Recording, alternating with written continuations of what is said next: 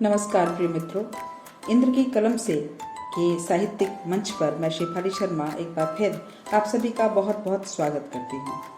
आज कथा श्रृंखला के अंतर्गत मैं आपके लिए श्री प्रेमचंद की कहानी लेकर आई हूँ, जिसका शीर्षक है लॉटरी।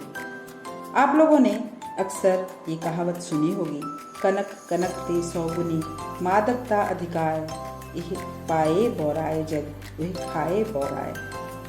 कनक यानी धन, कुछ ऐसी शक्ति है इसके अंदर कि इसको पाते ही, इसका नाम सुनते ही लोग बौरा जाते हैं, पागल हो जाते हैं। उस समय उन्हें धर्म भी याद आता है, ईश्वर भी याद आता है, दान दक्षिणा पुण्य और सब लोगों के लिए परोपकार करना भी याद आता है। कुछ ऐसी ही व्यंग्यात्मक कहानी है यह कहानी लॉटरी। तो चलिए आइए सुनते हैं श्री प्रेमचंद की कहानी लॉटरी। जल्दी से मालदार हो जाने की हवस किसे नहीं होती। उन दिनों जब लॉटरी के टिकट आए तो मेरे दोस्त विक्रम के पिता, चाचा, अम्मा और भाई सभी ने एक एक टिकट खरीद लिया। कौन जाने किसकी तकदीर जोर डाले, किसी के नाम आए रुपया रहेगा तो घर में ही। मगर विक्रम को सब्र न हुआ। औरों के नाम रुपए आएंगे, फिर उसे पूछता कौन है। बहुत होगा 10-5 हजार दे देंगे, इतने रुपयों में उसका क्या होगा। उसकी जिंदगी में बड़े बड़े मंसूबे थे। पहले तो उसे संपूर्ण जगत की यात्रा करनी थी, एक एक कोने की। पीरू, ब्राजील, टिम्बकटू और होनोलुलु, ये सब उसके प्रोग्राम में थे। वह आंधी की तरह महीने 2 महीने उड़कर लौट आने वालों में न था। वह एक एक स्थान में कई कई दिन ठहर कर वहाँ के रहन सहन, रीति रिवाज आदि का अध्ययन करना और संसार यात्रा का एक बृहद ग्रंथ लिखना चाहता था। फिर उसे एक बहुत बड़ा पुस्तकालय बनवाना था, जिसमें दुनिया भर की उत्तम रचनाएं जमा की जाए। पुस्तकालय के लिए वह 2 लाख तक खर्च करने को तैयार था। बंगला, कार और फर्नीचर तो मामूली बातें हैं। पिता या चाचा के नाम रुपए आए तो 5 हजार से ज्यादा का डोल नहीं। अम्मा के नाम आए तो 20 हजार मिल जाएंगे, लेकिन भाई साहब के नाम आ गए तो उसके हाथ ढीला नहीं लगेगा। वह आत्माभिमानी था। घर वालों से खैरात या पुरस्कार के रूप में लेने की बात उसे अपमान सी लगती थी। कहा करता था, भाई किसी के सामने हाथ फैलाने से तो किसी गड्ढे में डूब मरना अच्छा है। जब आदमी अपने लिए संसार में कोई स्थान न निकाल सके तो यहाँ से प्रस्थान कर जाए। वह बहुत बेकरार था। लॉटरी टिकट के लिए उसे कौन रुपए देगा, और उसे वह मांगे भी तो कैसे। उसने बहुत सोच विचार कर कहा, क्यों ना हम तुम सांझे में एक टिकट ले लें। तजवीज़ मुझे भी पसंद आई। मैं उन दिनों स्कूल मास्टर था। 20 रुपए मिलते थे, उसमें बड़ी मुश्किल से गुजर होती थी। 10 रुपए का टिकट खरीदना मेरे लिए सफ़ेद हाथी खरीदना था। हाँ, 1 महीने का दूध, घी, जलपान और ऊपर के सारे खर्चे तोड़कर 5 रुपए की गुंजाइश निकल सकती थी। फिर भी जी डरता था, कहीं से कोई बालाई रकम मिल जाए तो कुछ हिम्मत बढ़े। विक्रम ने कहा, कहो तो अपनी अंगूठी बेच डालूं। कह दूंगा उंगली से फिसल पड़ी। अंगूठी 10 रुपए से कम की न थी। उसमें पूरा टिकट आ सकता था। अगर कुछ खर्च किए बिना ही टिकट में आधा साझा हुआ जाता है तो क्या बुरा है। सहसा विक्रम फिर बोला, लेकिन भाई तुम्हें नकद देने पड़ेंगे। मैं 5 रुपए नकद लिए बगैर साझा न करूंगा। अब मुझे औचित्य का ध्यान आ गया। बोला, नहीं दोस्त, यह बुरी बात है। चोरी खुल जाएगी तो शर्मिंदा होना पड़ेगा और तुम्हारे साथ मुझ पर भी डांट पड़ेगी। आखिर यह तय हुआ कि पुरानी किताबें किसी सेकंड हैंड किताबों की दुकान पर बेच डाली जाए और उस रुपए से टिकट लिया जाए। किताबों से ज्यादा बेजरूरत हमारे पास और कोई चीज न थी। हम दोनों साथ ही मैट्रिक पास हुए और यह देखकर कि जिन्होंने डिग्रियां ली, अपनी आंखें फोड़ी और घर के रुपए बर्बाद किए, वे भी जूतियां चटका रहे हैं, हमने वहीं हॉल्ट कर दिया। मैं स्कूल मास्टर हो गया और विक्रम मटर गश्ती करने लगा। हमारी पुरानी किताबें अब दीमकों के सिवा हमारे किसी काम की न थी। हमसे जितना चाटते बना चाटा, उनका सत्य निकाल लिया।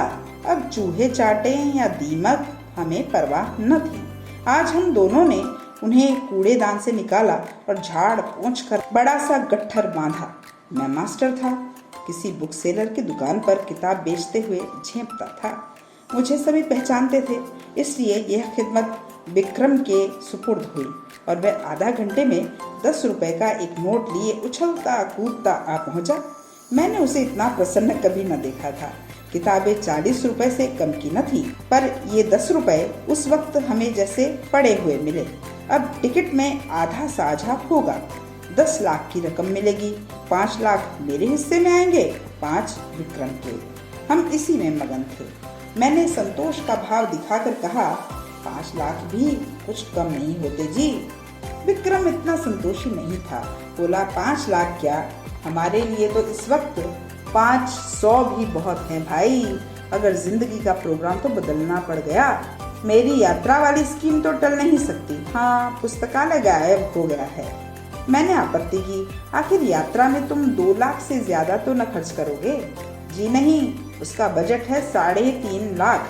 7 वर्ष का प्रोग्राम है, 50,000 रुपए साल ही हुए। 4,000 रुपए महीना कहो। मैं समझता हूँ 2,000 में तुम बड़े आराम से रह सकोगे। विक्रम ने गर्म होकर कहा, मैं शान से रहना चाहता हूँ, भिखारियों की तरह नहीं। 2,000 में ही तुम शान से रह सकते हो। जब तक आप अपने हिस्से में से 2 लाख मुझे न दे दें, पुस्तकालय न बन सकेगा। कोई जरूरी नहीं कि तुम्हारा पुस्तकालय शहर में बेजोड़ हो, मैं तो बेजोड़ ही बनवाऊंगा। इसका तुम्हें अख्तियार है, लेकिन मेरे रुपयों में से तुम्हें कुछ न मिल सकेगा। मेरी जरूरतें देखो, तुम्हारे घर में काफी जायदाद है, तुम्हारे सिर कोई बोझ नहीं, मेरे सिर तो सारी गृहस्थी का बोझ है। 2 बहनों का विवाह है, 2 भाइयों की शिक्षा है, नया मकान बनवाना है। मैंने तो निश्चय कर लिया है कि सब रुपए सीधे बैंक में जमा कर दूंगा, उनके सूद में काम चलाऊंगा।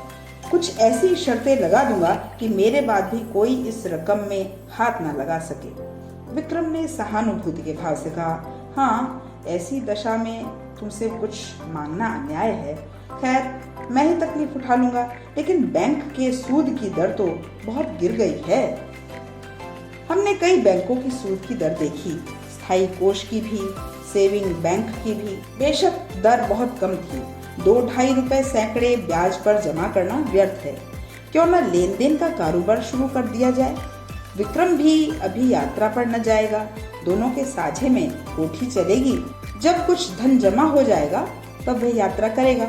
लेन देन में सूद भी अच्छा मिलेगा और अपना रोब दाब भी रहेगा। हाँ, जब तक अच्छी जमानत न हो, किसी को रुपया न देना चाहिए, चाहे आसामी कितना ही मातबर क्यों न हो, और जमानत पर रुपए दे ही क्यों, जायदाद रहन दिखाकर रुपए देंगे, फिर तो कोई खटका न रहेगा। वह मंजिल भी तय हुई। अब यह प्रश्न उठा कि टिकट पर किसका नाम रहे। विक्रम ने अपना नाम रखने के लिए बड़ा आग्रह किया। अगर उसका नाम न रहा तो वह टिकट ही न लेगा। मैंने कोई उपाय न देखकर मंजूर कर लिया और बिना किसी लिखा पढ़ी के, जिससे आगे चलकर मुझे बड़ी परेशानी हुई। एक एक करके इंतजार के दिन कटने लगे। भोर होते ही हमारी आंखें कैलेंडर पर जाती। मेरा मकान विक्रम के मकान से मिला हुआ था। स्कूल जाने से पहले और स्कूल से आने के बाद हम दोनों साथ बैठकर अपने अपने मंसूबे बांधा करते और इस तरह साएं साएं की कोई सुन न ले। हम अपने टिकट खरीद का रहस्य छिपाए रखना चाहते थे। यह रहस्य जब सत्य का रूप धारण कर लेगा, उस वक्त लोगों को कितना विस्मय होगा। उस दृश्य का नाटकीय आनंद हम नहीं छोड़ना चाहते थे। एक दिन बातों बातों में विवाह का जिक्र आ गया। विक्रम ने दार्शनिक गंभीरता के साथ कहा, भाई, शादी वादी का जंजाल तो मैं नहीं पालना चाहता। व्यर्थ की चिंता और हाय हाय, पत्नी की नाज बर्दारी में ही बहुत से रुपए उड़ जाएंगे। मैंने इसका विरोध किया। हाँ, यह तो है, लेकिन जब तक जीवन के सुख दुख का कोई साथी ना हो, जीवन का आनंद ही क्या। मैं तो विवाहित जीवन से इतना विरक्त नहीं हूँ। हाँ, साथी ऐसा चाहता हूँ जो अंत तक साथ रहे, और ऐसा साथी पत्नी के सिवा दूसरा नहीं हो सकता। विक्रम जरूरत से ज्यादा तुनक मिजाजी से बोला, खैर, अपना अपना दृष्टिकोण है। आपको बीवी मुबारक, और कुत्तों की तरह उसके पीछे पीछे चलना और बच्चों को संसार की सबसे बड़ी विभूति और ईश्वर की सबसे बड़ी दया समझना मुबारक। बंदा तो आजाद रहेगा, अपने मजे जब चाहा उड़ गए, जब चाहा घर आ गए। यह नहीं कि हर वक्त एक चौकीदार अपने सिर पर सवार हो। जरा सी देर हुई घर आने में और फौरन जवाब तलब हुआ, कहाँ थे अब तक? आप कहीं बाहर निकले और फौरन सवाल हुआ, कहाँ जाते हो? और जो कहीं दुर्भाग्य से पत्नी जी साथ हो गई, तब तो डूब मरने के सिवा आपके लिए और कोई मार्ग ही नहीं रह जाता। ना भैया, मुझे आपसे जरा भी सहानुभूति नहीं। बच्चे को जरा सा जुकाम हुआ और बेतहाशा दौड़े चले जा रहे हैं होम्योपैथिक डॉक्टर के पास। जरा उम्र खिसकी और लड़के मनाने लगेंगे कि कब आप प्रस्थान करें और वे गुलछर्रे उड़ाएं। मौका मिला तो आपको जहर खिला दिया और मशहूर कर दिया कि आपको कॉलेरा हो गया। मैं इस जंजाल में नहीं पड़ता। कुंती आ गई। वह विक्रम की छोटी बहन थी। वह 11 साल की, छठे में पढ़ती थी और बराबर फेल होती थी। बड़ी चिबिल्ली और शोख। इतने धमाके से द्वार खोला कि हम दोनों चौंक कर उठ खड़े हुए। विक्रम ने बिगड़कर कहा, तू बड़ी शैतान है कुंती, किसने तुझे बुलाया यहाँ? कुत्ते ने खुफिया पुलिस की तरह कमरे में नजर दौड़ाकर कहा, तुम लोग हरदम यहाँ किवाड़ बंद किए बैठे क्या बातें किया करते हो? जब देखो यहीं बैठे रहते हो, न कहीं घूमने जाते हो, न तमाशा देखते हो। कोई जादू मंत्र जगाते होगे। विक्रम ने उसकी गर्दन पकड़कर हिलाते हुए कहा, हाँ, एक मंत्र लगा रहे हैं जिसमें तुझे ऐसा दूल्हा मिले जो रोज गिन गिन कर 5 हंटर जमाए सड़ासड़। कुंती उसकी पीठ पर बैठकर बोली, मैं ऐसे दूल्हे से ब्याह करूंगी जो मेरे सामने खड़ा पूंछ हिलाता रहेगा। मैं मिठाई के दोने फेंक दूंगी और वह चाटेगा। जरा भी ची चपड़ करेगा तो कान गर्म कर दूंगी। अम्मा की लॉटरी के रुपए मिलेंगे तो 50,000 मुझे दे देंगी। बस मजे करूंगी। मैं दोनों वक्त ठाकुर जी से अम्मा के लिए प्रार्थना करती हूँ। अम्मा कहती हैं, कुंवारी लड़कियों की दुआ कभी निष्फल नहीं होती। मेरा मन तो कहता है अम्मा को जरूर रुपए मिलेंगे। मुझे याद आया, एक बार मैं अपने ननिहाल देहात में गया था और सूखा पड़ा हुआ था। भादों का महीना आ गया था, मगर पानी की बूंद नहीं। सब लोगों ने चंदा करके गांव की सब कुंवारी लड़कियों की दावत की थी और उसके तीसरे दिन मूसलाधार वर्षा हुई थी। अवश्य ही कुंवारियों की दुआ में असर होता है। मैंने विक्रम को अर्थपूर्ण आंखों से देखा। विक्रम ने मुझे। आंखों ही में हमने सलाह कर ली और निश्चय भी कर लिया। विक्रम ने कुंती से कहा, अच्छा, तुझसे एक बात कहे? किससे कहेगी तो नहीं? नहीं, तू तो बड़ी अच्छी लड़की है, किसी से न कहेगी। मैं आपकी तुझे खूब पढ़ाऊंगा और पास करा दूंगा। बात यह है कि हम दोनों ने भी लॉटरी का टिकट लिया है। हम लोगों के लिए भी ईश्वर से प्रार्थना किया कर। अगर हमें रुपए मिले तो तेरे लिए अच्छे अच्छे गहने बनवा देंगे। सच। कुंती को विश्वास न आया। हमने कसमें खाई, वह नखरे करने लगी। जब हमने उसे सिर से पांव तक सोने और हीरे से मढ़ देने की प्रतिज्ञा की, तब वह हमारे लिए दुआ करने पर राजी हुई। लेकिन उसके पेट में मनो मिठाई पच सकती है, पर जरा सी बात न पची। सीधे अंदर भागी और एक क्षण में सारे घर में यह खबर फैल गई। अब जिसे देखिए विक्रम को डांट रहा है, अम्मा भी, चाचा भी, पिता भी, केवल विक्रम की शुभ कामना से या किसी और भाव से, कौन जाने। बैठे बैठे तुम्हें हिमाकत ही सूझती है। रुपए लेकर पानी में फेंक दिए। घर में इतने आदमियों ने तो टिकट ले ही लिया था, तुम्हें लेने की क्या जरूरत थी? क्या तुम्हें उसमें कुछ न मिलते? और तुम मास्टर साहब बिल्कुल घोंघा हो। लड़के को अच्छी बातें क्या सिखलाओगे, उसे और चौपट किए डालते हो। विक्रम तो लाडला बेटा था, उसे और क्या कहते। कहीं रूठ कर 1-2 जून खाना न खाए तो आफत ही आ जाए। मुझ पर सारा गुस्सा उतरा। इसकी सोबत में लड़का बिगड़ा जाता है। पर उपदेश कुशल बहुतेरे वाली कहावत मेरी आंखों के सामने थी। मुझे अपने बचपन की घटना याद आई। होली का दिन था। शराब की एक बोतल मंगवाई गई थी। मेरे मामू साहब उन दिनों आए हुए थे। मैंने चुपके से कोठरी में जाकर गिलास में एक घूंट शराब डाली और पी गया। अभी गला जल ही रहा था और आंखें लाल ही थीं कि मामू साहब कोठरी में आ गए। मुझे मानो सेंध में गिरफ्तार कर लिया और इतना बिगड़े कि मेरा कलेजा सूख कर छुआरा हो गया।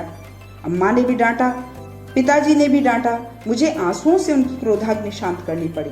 दोपहर ही को मामू साहब नशे में पागल होकर गाने लगे, फिर रोए, फिर अम्मा को गालियां दी। दादा को मना करने पर भी मारने दौड़े और आखिर में कै करके जमीन पर बेसुध पड़े नजर आए। विक्रम के पिता बड़े ठाकुर साहब और चाचा छोटे ठाकुर साहब दोनों जड़वादी थे। पूजा पाठ की हंसी उड़ाने वाले पूरे नास्तिक। मगर अब दोनों बड़े निष्ठावान और ईश्वर भक्त हो गए थे। बड़े ठाकुर साहब तो प्रातःकाल गंगा स्नान करने जाते और मंदिरों के चक्कर लगाते हुए दोपहर को सारी देह में चंदन लपेटे घर लौटते। छोटे ठाकुर साहब घर पर ही गर्म पानी में स्नान करते और गठिया से ग्रस्त होने पर भी राम नाम लिखना शुरू कर देते। धूप निकल आने पर पार्क की ओर निकल जाते और चींटियों को आटा खिलाते। शाम होते ही दोनों भाई अपने ठाकुर द्वारे में जा बैठते और आधी रात तक भागवत की कथा तन्मय होकर सुनते। विक्रम के बड़े भाई प्रकाश को साधु महात्माओं पर बहुत अधिक विश्वास था। वे मठों और साधुओं के अखाड़ों तथा कुटियों की खाक छानते और माताजी को तो भोर से आधी रात तक स्नान, पूजा और व्रत के सिवा दूसरा काम न था। इस उम्र में भी उन्हें श्रृंगार का बहुत शौक था। आजकल पूरी तपस्विनी बनी थी। लोग नाहक लालसा को बुरा कहते हैं। मैं तो समझता हूँ हम में जो यह भक्ति, निष्ठा और धर्म प्रेम है वह केवल हमारी लालसा, हमारी हवस के कारण है। हमारा धर्म हमारे स्वार्थ के बल पर टिका हुआ है। हवस मनुष्य के मन और बुद्धि का इतना संस्कार कर सकती है, यह मेरे लिए बिल्कुल नया अनुभव था। हम दोनों भी ज्योतिषियों और पंडितों से प्रश्न करके अपने को कभी दुखी कर लिया करते थे। ज्यों-ज्यों लॉटरी का दिन समीप आता जाता, हमारे चित्त की शांति उड़ती जाती। हमेशा उसी ओर मन टंगा रहता। मुझे आप ही आप अकारण संदेह होने लगा कि कहीं विक्रम मुझे हिस्सा देने से इनकार कर दे तो मैं क्या करूँगा। साफ इनकार कर जाए कि तुमने टिकट में साझा किया ही नहीं, न कोई तहरीर है, न कोई सबूत है। सब कुछ विक्रम की नीयत पर है। उसकी नीयत जरा भी डावाडोल हुई कि मेरा काम तमाम। कहीं फरियाद नहीं कर सकता, मुंह तक नहीं खोल सकता। अब अगर कुछ कहूँ तो कुछ लाभ नहीं। अगर उसकी नीयत में फुतूर आ गया तब तो वह अभी से इनकार कर देगा। अगर नहीं आया तो इस संदेह से उसे मर्मांतक वेदना होगी। आदमी ऐसा तो नहीं है, मगर भाई दौलत पाकर ईमान सलामत रखना कठिन है। अभी तो रुपए नहीं मिले हैं। इस वक्त ईमानदार बनने में क्या खर्च होता है। परीक्षा का समय तो अब आएगा जब 10 लाख रुपए हाथ में होंगे। मैंने अपने अंतःकरण को टटोला। अगर टिकट मेरे नाम का होता और मुझे 10 लाख मिल जाते तो क्या मैं आधे रुपए बिना कान पूछ हिलाए विक्रम के हवाले कर देता? कौन कह सकता है, मगर अधिक संभव यही था कि मैं हीले हवाले करता। कहता तुमने मुझे 5 रुपए उधार दिए थे, उसके 10 ले लो, 100 ले लो, और क्या करोगे। मगर नहीं, मुझसे इतनी बददयानती नहीं होती। दूसरे दिन हम दोनों अखबार देख रहे थे कि सहसा विक्रम ने कहा, कहीं हमारा टिकट निकल आए तो मुझे अफसोस होगा कि नाहक तुमसे साझा किया। वह सरल भाव से मुस्कुराया, मगर यह थी उसकी आत्मा की झलक जिसे वह विनोद की आड़ में छिपाना चाहता था। मैंने चौंक कर कहा, सच? लेकिन इसी तरह मुझे भी अफसोस हो सकता है। लेकिन टिकट तो मेरे नाम का है, इससे क्या? अच्छा मान लो मैं तुम्हें साझा देने से इनकार कर दूं तो? मेरा खून सर्द हो गया, आंखों के सामने अंधेरा छा गया। मैं तुम्हें इतना बदनीयत नहीं समझता था, मगर है बहुत संभव। 5 लाख, सोचो, दिमाग चकरा जाता है। तो भाई अभी से कुशल है, लिखा पढ़ी कर लो, यह संशय रही ही क्यों? विक्रम ने हंसकर कहा, तुम बड़े शक्की हो यार। मैं तुम्हारी परीक्षा दे रहा था। भला ऐसा कहीं हो सकता है? 5 लाख क्या 5 करोड़ भी हों तब भी ईश्वर चाहेगा तो नियत में खलल ना आने दूंगा। किंतु मुझे उसके इन आश्वासनों पर बिल्कुल विश्वास न आया। मन में एक संशय बैठ गया। मैंने कहा, यह तो मैं जानता हूँ तुम्हारी नियत कभी विचलित नहीं हो सकती, लेकिन लिखा पढ़ी कराने में क्या हर्ज है? फजूल है, फजूल ही सही तो पक्के कागज पर लिखना पड़ेगा। 10 लाख की कोर्ट फीस भी 7,500 की हो जाएगी। किस भ्रम में हैं आप? मैंने सोचा बला से सादी लिखा पढ़ी के बल पर कोई कानूनी कार्रवाई न कर सकूंगा, पर इन्हें लज्जित करने का, इन्हें जलील करने का, इन्हें सबके सामने बेईमान सिद्ध करने का अवसर तो मेरे हाथ आएगा। और दुनिया में बदनामी का भय न हो तो आदमी न जाने क्या करे। अपमान का भय कानून के भय से किसी तरह कम क्रियाशील नहीं होता। मैं बोला, मुझे सादे कागज पर ही विश्वास आ जाएगा। विक्रम ने लापरवाही से कहा, जिस कागज का कोई कानूनी महत्व नहीं उसे लिखकर क्यों समय नष्ट करें। मुझे निश्चय हो गया कि विक्रम की नियत में अभी से फुतूर आ गया है। नहीं तो सादे कागज पर लिखने में क्या बाधा हो सकती है। बिगड़ कर कहा, तुम्हारी नीयत तो अभी से खराब हो गई। उसने निर्लज्जता से कहा, तो क्या तुम यह साबित करना चाहते हो कि ऐसी दशा में तुम्हारी नीयत न बदलती? मेरी नीयत इतनी कमजोर नहीं है, रहने भी दो। बड़ी नीयत वाले अच्छे अच्छे को देखा है। तुम्हें इसी वक्त लेखन बंद करना पड़ेगा। मुझे तुम्हारे ऊपर विश्वास नहीं रहा। अगर तुम्हें मेरे ऊपर विश्वास नहीं तो मैं नहीं लिखता। तो क्या तुम समझते हो तुम मेरे रुपए हजम कर जाओगे? इसके रुपए और कैसे रुपए? मैं कह देता हूँ विक्रम, हमारी दोस्ती का ही अंत हो जाएगा, बल्कि इससे कहीं भयंकर परिणाम होगा। हिंसा की एक ज्वाला सी मेरे अंदर दहक उठी। सहसा दीवान खाने में झड़प की आवाज सुनकर मेरा ध्यान उधर चला गया। यहाँ दोनों ठाकुर बैठा करते थे। उनमें ऐसी मैत्री थी जो आदर्श भाइयों में हो सकती है। राम और लक्ष्मण में भी इतनी ही रही होगी। झड़प की तो बात ही क्या, मैंने उनमें कभी विवाद होते ही नहीं सुना। बड़े ठाकुर जो कह दें वह छोटे ठाकुर के लिए कानून था, और छोटे ठाकुर की इच्छा देखकर ही बड़े ठाकुर कोई बात कहते थे। हम दोनों को आश्चर्य हुआ। दीवान खाने के द्वार पर जाकर खड़े हो गए। दोनों भाई अपनी अपनी कुर्सियों से उठ खड़े हो गए थे। एक एक कदम आगे भी बढ़ आए थे। आंखें लाल, मुख विकृत, त्योरियां चढ़ी हुई, मुट्ठियां बंधी हुई। मालूम होता था बस हाथापाई हुआ चाहती है। छोटे ठाकुर ने हमें देखकर पीछे हटते हुए कहा, सम्मिलित परिवार में जो कुछ भी और कहीं से भी और किसी के नाम पर भी आए वह सबका है बराबर। बड़े ठाकुर ने विक्रम को देखकर एक कदम और आगे बढ़ाया। हरगिज नहीं, अगर मैं कोई जुर्म करूं तो मैं पकड़ा जाऊंगा। सम्मिलित परिवार नहीं, मुझे सजा मिलेगी। सम्मिलित परिवार को नहीं, यह वैयक्तिक प्रश्न है। इसका फैसला अदालत में होगा। शौक से अदालत जाइए। अगर मेरे लड़के, मेरी बीवी या मेरे नाम लॉटरी निकली है तो आपका उससे कोई संबंध न होगा।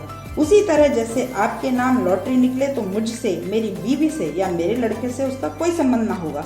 अगर मैं जानता कि आपकी ऐसी नियत है तो मैं भी बीवी बच्चों के नाम से टिकट ले सकता था।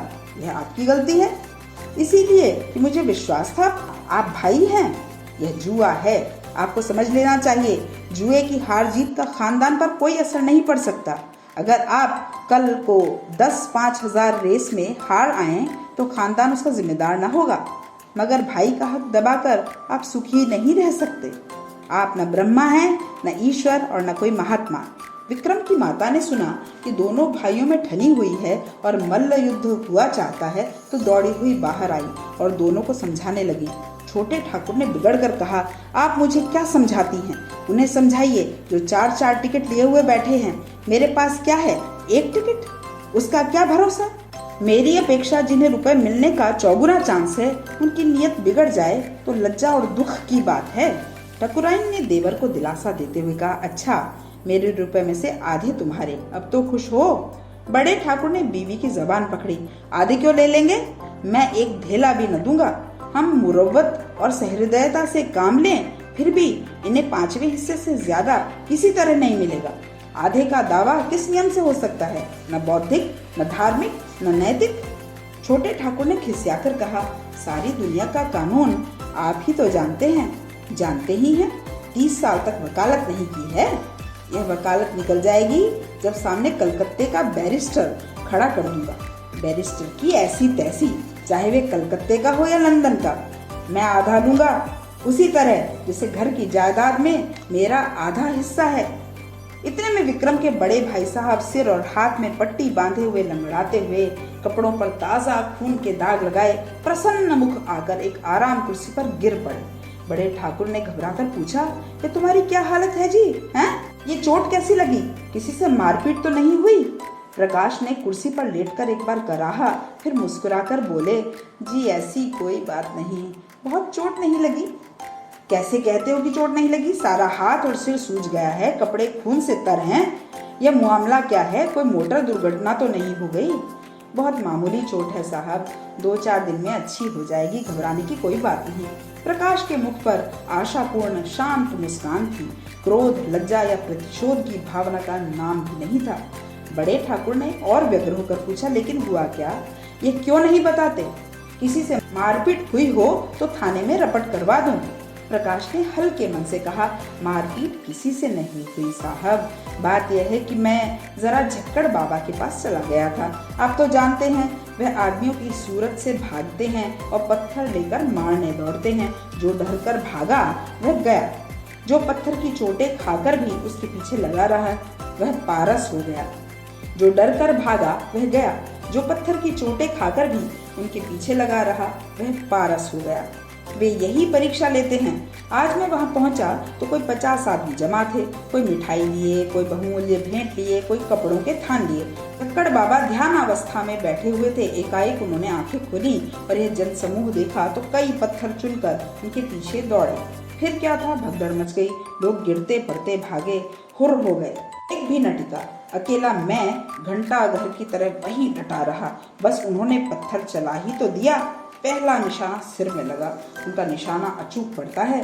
खोपड़ी भन्ना गई, खून की धारा बह चली, लेकिन मैं हिला नहीं। फिर बाबा जी ने दूसरा पत्थर फेंका, वह हाथ में लगा। मैं गिर पड़ा और बेहोश हो गया। जब होश आया तो वहाँ सन्नाटा था। बाबा जी भी गायब हो गए थे। अंतर्धान हो जाया करते हैं। किसे पुकारूं, किससे सवारी लाने को कहूँ? मारे दर्द के हाथ फटा पड़ता था और सिर से अभी भी खून जारी था। किस तरह उठा और सीधा डॉक्टर के पास गया। उन्होंने देखकर कहा, हड्डी टूट गई है और पट्टी बांध दी। गर्म पानी से सेकने को कहा है। शाम को फिर आएंगे, मगर चोट लगी तो लगी। अब लॉटरी मेरे नाम आई धरी है, यह निश्चय है। ऐसा कभी हुआ ही नहीं कि झक्कड़ बाबा की मार खाकर कोई नामुराद रह गया हो। मैं तो सबसे पहले बाबा की कुटी मंगवा दूंगा। बड़े ठाकुर साहब के मुख पर संतोष की झलक दिखाई दी। फौरन पलंग बिछ गया। प्रकाश उस पर लेटे। ठकुराइन पंखा झलने लगी। उनका भी मुख प्रसन्न था। इतनी चोट खाकर 10 लाख पा जाना कोई बुरा सौदा थोड़ी है। छोटे ठाकुर के पेट में चूहे दौड़ रहे थे। जो ही बड़े ठाकुर भोजन करने गए और ठकुराइन भी प्रकाश के लिए भोजन का प्रबंध करने गईं, तो ही ठाकुर ने प्रकाश से पूछा, क्या आप बहुत जोर से पत्थर मारते हैं? जोर से तो क्या मारते होंगे? प्रकाश ने उनका आशय समझकर कहा, अरे साहब, पत्थर नहीं मारते, बम गोले मारते हैं। देव सातो डील डॉल है और बलवान इतने हैं कि एक घूंसे में शेरों का काम तमाम कर देते हैं। कोई ऐसा वैसा आदमी हो तो एक ही पत्थर में टैं हो जाए। कितने ही तो मर गए, मगर आज तक झक्कड़ बाबा पर मुकदमा नहीं चला और 2-4 पत्थर मार कर ही नहीं रह जाते। जब तक आप गिर ना पड़े और बेहोश ना हो जाएं, वे मारते ही जाएंगे। पर रहस्य यही है कि आप जितनी ज्यादा चोटें खाएंगे उतने ही अपने उद्देश्य के निकट पहुंचेंगे। प्रकाश ने ऐसे रोए खड़े कर देने वाला चित्र खींचा, छोटे ठाकुर साहब थर्रा उठे। पत्थर खाने की हिम्मत न पड़ी। आखिर भाग्य के निपटारे का दिन आया। जुलाई की 20वीं तारीख, कत्ल की रात। हम प्रातःकाल उठे तो जैसे कि नशा चढ़ा हुआ था। आशा और भय के द्वंद्व का। दोनों ठाकुरों ने घड़ी रात रहते गंगा स्नान किया और मंदिर में बैठे पूजन कर रहे थे। आज मेरे मन में श्रद्धा जागी। मंदिर में जाकर मन ही मन ठाकुर जी की स्तुति करने लगा। अनाथों के नाथ, तुम्हारी कृपा दृष्टि क्या हमारे ऊपर न होगी? तुम्हें क्या मालूम नहीं हमने कितनी मुश्किल से टिकट खरीदे हैं। तुम तो अंतर्यामी हो। संसार में हमसे ज्यादा तुम्हारी दया कौन डिजर्व करता है? विक्रम सूट बूट पहने मंदिर के द्वार पर आया। मुझे इशारे से बुलाकर इतना कहा, मैं डाक खाने जाता हूँ, और हवा हो गया। जरा देर में प्रकाश मिठाई के थाल लिए घर से बाहर निकले और मंदिर के द्वार पर खड़े होकर कंगालों को बांटने लगे, जिनकी एक भीड़ जमा हो गई थी। और दोनों ठाकुर भगवान के चरणों में लौ लगाए बैठे हुए थे, सिर झुकाए, आंख बंद किए, अनुराग में डूबे हुए। बड़े ठाकुर ने सिर उठाकर पुजारी की ओर देखा और बोले, भगवान तो बड़े भक्त वत्सल हैं, क्यों पुजारी जी? पुजारी ने समर्थन किया, हाँ सरकार। भक्तों की रक्षा के लिए भगवान क्षीर सागर से दौड़े और गज को ग्राह के मुंह से बचाया। एक क्षण के बाद छोटे ठाकुर साहब ने सिर उठाया और पुजारी जी से बोले, क्यों पुजारी जी? भगवान तो सर्वशक्तिमान हैं, अंतर्यामी, सबके दिल का हाल जानते हैं। पुजारी ने समर्थन किया, हाँ सरकार। अंतर्यामी न होते तो सबके मन की बात कैसे जानते? शबरी का प्रेम देखकर स्वयं उसकी मनोकामना पूरी की। पूजन समाप्त हुआ, आरती हुई। दोनों भाइयों ने आज ऊंचे स्वर में आरती गाई और बड़े ठाकुर ने 2 रुपए थाल में डाले। छोटे ठाकुर ने 4 रुपए डाले। बड़े ठाकुर ने एक बार कोप दृष्टि से देखा और मुंह फेर लिया। सहसा बड़े ठाकुर ने पुजारी से पूछा, तुम्हारा मन क्या कहता है पुजारी जी? पुजारी बोला, सरकार की फतेह है। छोटे ठाकुर ने पूछा, और मेरी? पुजारी ने उसी मुस्तैदी से कहा, आपकी भी फतेह है। बड़े ठाकुर श्रद्धा से डूबे भजन गाते हुए मंदिर से निकले। प्रभु जी, मैं तो आयो शरण तिहारे। हाँ प्रभु जी। 1 मिनट में छोटे ठाकुर साहब भी मंदिर से गाते हुए निकले। अब पत राखो मोरे दया निधि, तोरी गति लखी न परे। मैं भी पीछे निकला और जाकर मिठाई बांटने में प्रकाश बाबू की मदद करनी चाहिए। उन्होंने थाल हटाकर कहा, आप रहने दीजिए, मैं अभी बांटे लेता हूँ। अब रह ही कितनी गई है। मैं खिसिया कर डाक खाने की तरफ चला कि विक्रम मुस्कुराता हुआ साइकिल पर आ पहुंचा। उसे देखते ही सभी जैसे पागल हो गए। दोनों ठाकुर सामने ही खड़े थे, दोनों बाज की तरह झपटे। प्रकाश के थाल में थोड़ी सी मिठाई बच रही थी। उसने थाल जमीन पर पटका और दौड़ा, और मैंने उस उन्माद में विक्रम को गोद में उठा लिया, मगर कोई उससे कुछ पूछता नहीं। सभी जय जयकार की हाँक लगा रहे थे। बड़े ठाकुर ने आकाश की ओर देखा, बोलो राजा रामचंद्र की जय। छोटे ठाकुर ने छलांग मारी, बोलो हनुमान जी की जय। प्रकाश तालियां बजाता हुआ चीखा, दुहाई झक्कड़ बाबा की। विक्रम ने जोर से कहा मारा और फिर अलग खड़ा होकर बोला, जिसका नाम आया है उससे 1 लाख लूंगा, बोलो है मंजूर? बड़े ठाकुर ने उसका हाथ पकड़ा, पहले बता तो ना। क्यों नहीं बताता? छोटे ठाकुर बिगड़े, महज बताने के लिए 1 लाख। शाबाश। प्रकाश ने भी त्योरी चढ़ाई, क्या डाक खाना हमने नहीं देखा? अच्छा तो अपना अपना नाम सुनने के लिए तैयार हो जाओ। सभी लोग फौजी अटेंशन की दशा में निश्चल खड़े हो गए। और हवास ठीक रखना। सभी पूर्ण सचेत हो गए। अच्छा तो सुनिए कान खोलकर, इस शहर का सफाया, इस शहर का ही नहीं संपूर्ण भारत का सफाया है। अमेरिका के एक हबशी का नाम आया है। बड़े ठाकुर झल्लाए, झूठ झूठ बिल्कुल झूठ। छोटे ठाकुर ने पैंतरा बदला, कभी नहीं। 3 महीने की तपस्या यूं ही रही। वाह। प्रकाश ने छाती ठोककर कहा, यहाँ सिर फुड़वाए और हाथ फुड़वाए बैठे हैं, दिल लगी है। इतने में और 50 आदमी उधर से रोनी सूरत लिए निकले। वे बेचारे भी डाक खाने से अपनी किस्मत को रोते चले आ रहे थे। मार ले गया अमेरिका का हबशी, अभागा, पिशाच, दुष्ट। अब कैसे किसी को विश्वास न आता। बड़े ठाकुर झल्लाए हुए मंदिर में गए और पुजारी को डिसमिस कर दिया। इसीलिए तुम्हें इतने दिनों से पाल रखा है, हराम का माल खाते हो और चैन करते हो। छोटे ठाकुर साहब की तो जैसे कमर टूट गई। 2-3 बार सिर पीटा और वहीं बैठ गए। प्रकाश के क्रोध का पारावार ना था। उसने अपना सोटा लिया और झक्कड़ बाबा की मरम्मत करने चला। माताजी ने केवल इतना कहा, अब उन्होंने बेईमानी की है, मैं कभी मानने की नहीं। हमारे देवता क्या करें?